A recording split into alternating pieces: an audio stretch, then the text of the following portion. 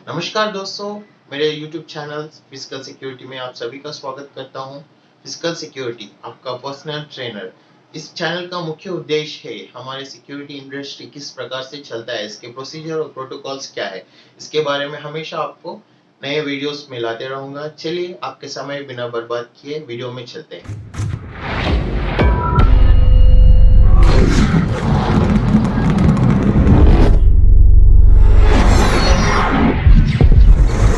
Hello दोस्तों, आज इस वीडियो में हम लोग बात करेंगे सिक्योरिटी एज एन करियर। अगर कभी आपने सोचा है कि सिक्योरिटी गार्ड के तौर पे जॉब करना है या किसी तरह से सिक्योरिटी फील्ड में आना है, तो आपका करियर कैसे रहने वाला है। तो इसमें हम लोग बात करेंगे सिक्योरिटी एज एन करियर, इसका एजेंडा क्या रहेगा।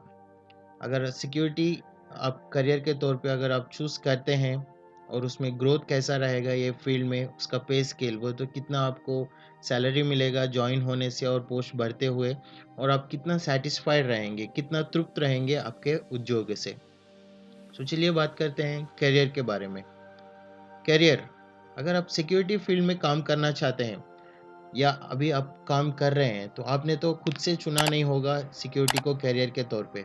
आप किसी पार्ट टाइम या फुल टाइम जॉब के लिए आप जॉइन हुए होंगे और किसी तरह से आप यहीं पे सिक्योरिटी फील्ड में रह गए होंगे। लेकिन आप चिंता मत करिए, ये एक प्रोफेशन और पैशन बन गया है लोगों के लिए, एक दूसरे किसी और फील्ड से कम नहीं है। अगर आप सिक्योरिटी का काम करते हैं तो आपको फील होने का ज़रूरत बिल्कुल भी नहीं है।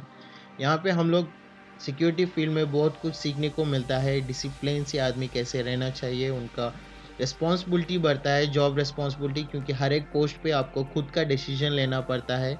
उस टाइम पे आपको इमरजेंसी हो गया तो इमरजेंसी में कैसे मैं लोगों को बचाऊं, क्या करूं बोल के आपको खुद का डिसीजन लेना पड़ता है। और आजकल को तो सिक्योरिटी फील्ड इतना बढ़ चुका है, इतना अपग्रेड हो चुका है कि हर एक सेक्टर में आपको घर से लेके रेजिडेंशियल एरिया से लेके जहाँ पे भी आप जाते हो, हर जगह पे आपको सिक्योरिटी का ज़रूरत होता है।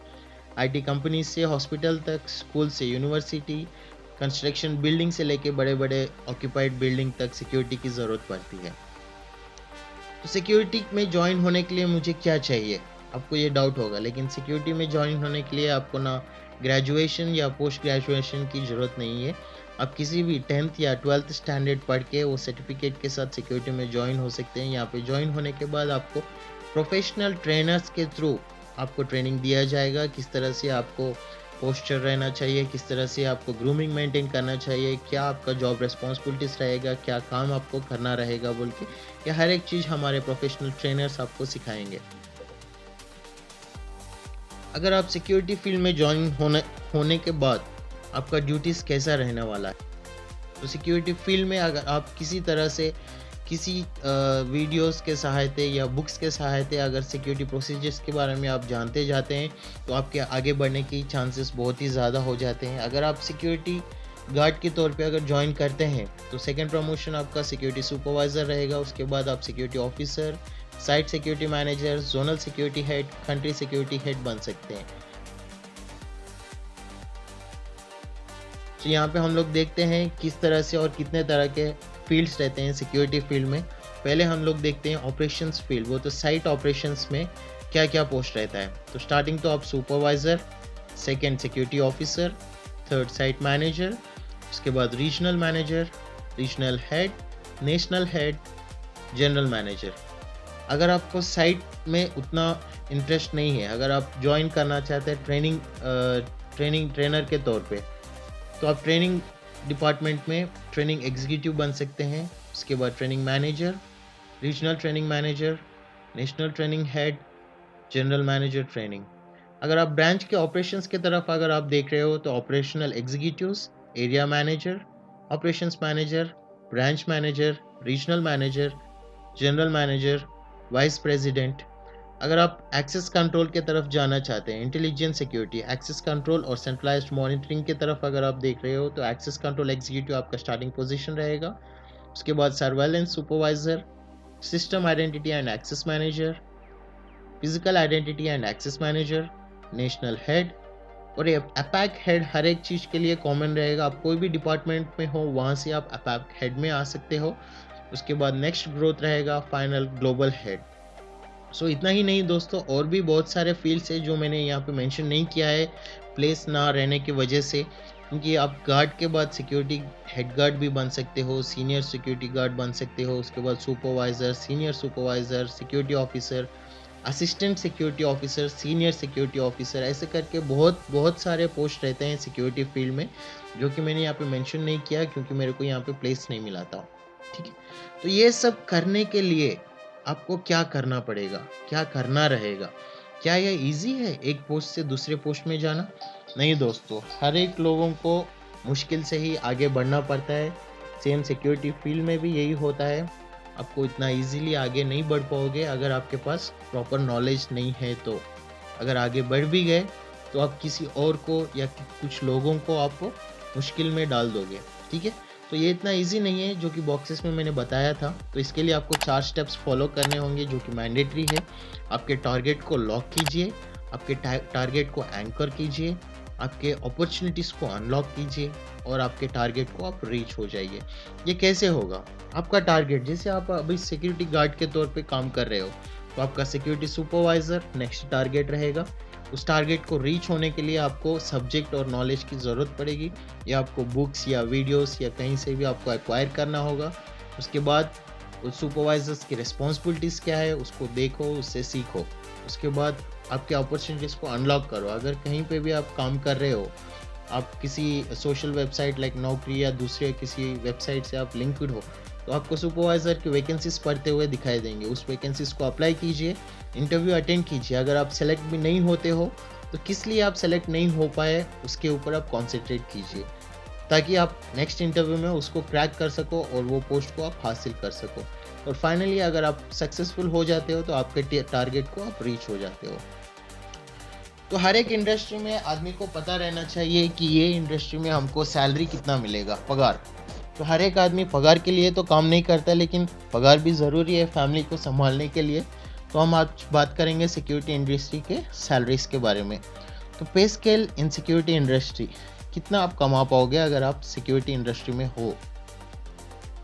तो यहाँ पे जो भी वैल्यूज़ मेंशन है ये पूरी तौर पे ऑन ग्राउंड से मैच करते हुए रहेंगे, लेकिन अपग्रेडेड अगर उससे ज़्यादा कम भी हो सकते हैं। ठीक है, तो हम बात करेंगे साइट ऑपरेशंस के बारे में। यहाँ पे एक गार्ड कमा सकता है 12 से 18 हज़ार पर महीने, सुपरवाइज़र का रहेगा 15 से 25 पर महीने, सिक्योरिटी ऑफिसर का रहेगा 20 से 30 प्रति महीने, साइट मैनेजर का 30 से 50 हज़ार प्रति महीने, रीजनल मैनेजर का 45 से 80 हज़ार प्रति महीने, रीजनल हेड का 65 से 1,20,000 प्रति महीने, नेशनल हेड का 1.5 लाख से 3.5 लाख प्रति महीने, जनरल मैनेजर का 2.5 लाख से 8 लाख प्रति महीने।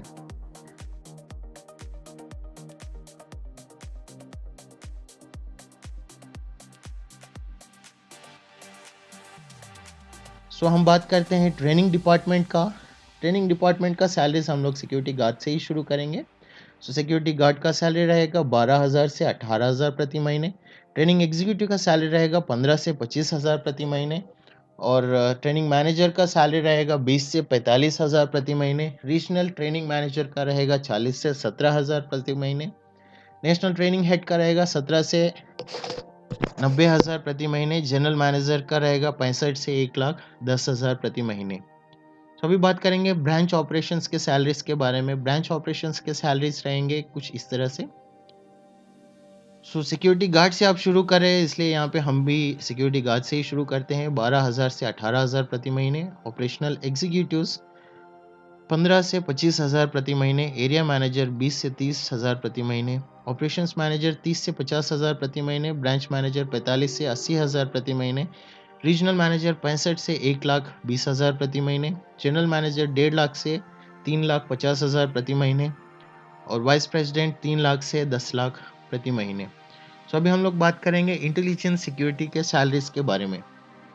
सिक्योरिटी गार्ड से शुरू करते हैं। 12,000 से 18,000 प्रति महीने। एक्सेस कंट्रोल एग्जीक्यूटिव 15 से 25,000 प्रति महीने। सर्वेलेंस सुपरवाइजर 25 से 45,000 प्रति महीने। System identity and access manager 40 से 17,000 प्रति महीने। Physical identity and access manager 45,000 से 80,000 प्रति महीने। नेशनल हेड 65 से 8 लाख प्रति महीने। और अपैक हेड का रहेगा 5 लाख से 12 लाख प्रति महीने, और ग्लोबल हेड का 8 लाख से शुरू होकर 30 लाख या उसके ऊपर भी रह सकता है। ठीक है, तो इन सब चीज़ों को, इन सब पोस्ट को मेरे को एक्वायर करने के लिए क्या चाहिए? तो दोस्तों, आपको हेल्प करने के लिए मैं हूँ यहाँ पे। आपको सोर्सेस लेके आने के लिए आपको इसके लिए बहुत सारे वीडियोस देखने पड़ेंगे, बहुत सारे रजिस्ट्रेशंस करने पड़ेंगे, बहुत सारे एक्टिविटीज़ में इन्वॉल्व होना होगा और बहुत सारे बुक्स पढ़ने होंगे। तो आपको वीडियोस तो रेगुलरली मेरे यूट्यूब चैनल को सब्सक्राइब करके आप 150 से ऊपर टॉपिक्स पे आप मेरे वीडियोस को देख सकते हैं। हर एक टॉपिक को सूक्ष्म से बनाया जाएगा, हर एक टॉपिक को एक्सप्लेन करने के लिए। आपको मेरा फेसबुक पेज, फेसबुक/फिजिकल सिक्योरिटी पे ग्रुप है, उसमें ज्वाइन हो जाइए। रेगुलर हम लोग पोस्ट डालते रहते हैं उसमें, उससे आपको अलग अलग तरीके से अलग अलग साइट्स के रिगार्डिंग इन्फॉर्मेशन मिलते रहेगा। और एक्टिविटी, आपको 3000 से ज़्यादा पजल्स और से केस इन्वेस्टिगेशंस करने को मिलेगा, आप जिसको आपको खुद से सॉल्व करना पड़ेगा। आपको कोई एक केस दिया जाएगा और केस को कैसे आप सॉल्व करते हो उसका कमेंट्स में मेंशन करना पड़ेगा। तो इस तरह से आप केस इन्वेस्टिगेशंस भी आप सीख सकते हो। और बुक्स तो भाई लोग अभी मार्केट में कम से कम स्टार्टिंग रेट रहेगा 4000 से शुरू होकर 30-40 हज़ार तक एक बुक मिलता है। अगर आप उतना अफोर्ड नहीं कर पाते हो तो मैं अपने चैनल पे बहुत सारे वीडियोस में गिव अवे कर रहा हूँ, तो वीडियोस आप देखते रहिए। जब भी गिव अवे रहेगा, आपका ईमेल एड्रेस मेरे कमेंट बॉक्स में मेंशन कीजिए और वो बुक फ्री में आपको मैं ई कॉपी भिजवाऊंगा।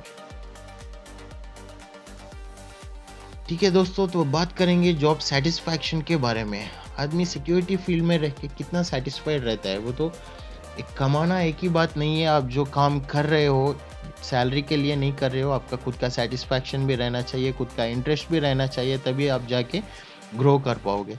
इसके लिए सेटिस्फैक्शन बहुत इंपॉर्टेंट है, जो कि एक मैजिकल फीलिंग है। दुगनी उत्साह से आप काम करोगे जब आप आपके काम से सेटिस्फाइड रहोगे। तो जॉब सेटिस्फैक्शन कैसे मिलता है? क्या जॉब सेटिस्फैक्शन किसी और के थ्रू मिलता है या खुद को उसमें इन्वॉल्व करके लाया जाता है?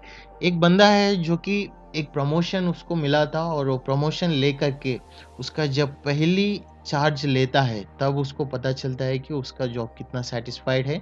और दूसरा बंदा जो कि प्रमोट नहीं कर पाया, लेकिन फिर भी 10, 20 या 30 के झुंड में से वो अकेला कुछ अलग करके दिखाता है और उसके लिए उसको अप्रिसिएशन मिलता है। तो उस टाइम में उसको पता चलता है कि वो अप्रिसिएशन लेते वक्त उसका सेटिस्फैक्शन क्या है। लेकिन कुछ बंदे रहते हैं दोस्तों जो कि बहुत ही साल से सेम फील्ड में सेम पोस्ट पे काम करते रहते हैं और बोलते हैं कि हाँ भाई मैं तो खुश हूँ, संतुष्ट हूँ, लेकिन झूठ बोलते हैं भाई लोग। अगर आप ग्रो नहीं कर पाते हो एक ही पोस्ट पे, आप वहाँ पे हो, इधर आप इंटरेस्टेड नहीं हो, नहीं तो किसी मजबूरी की वजह से आप वहाँ पे काम कर रहे हो। लेकिन आप एक बात सोच सकते हो, वहीं पे रहते हुए आप वहाँ से दूसरे या तीसरे लेवल तक भी आप ग्रो कर सकते थे।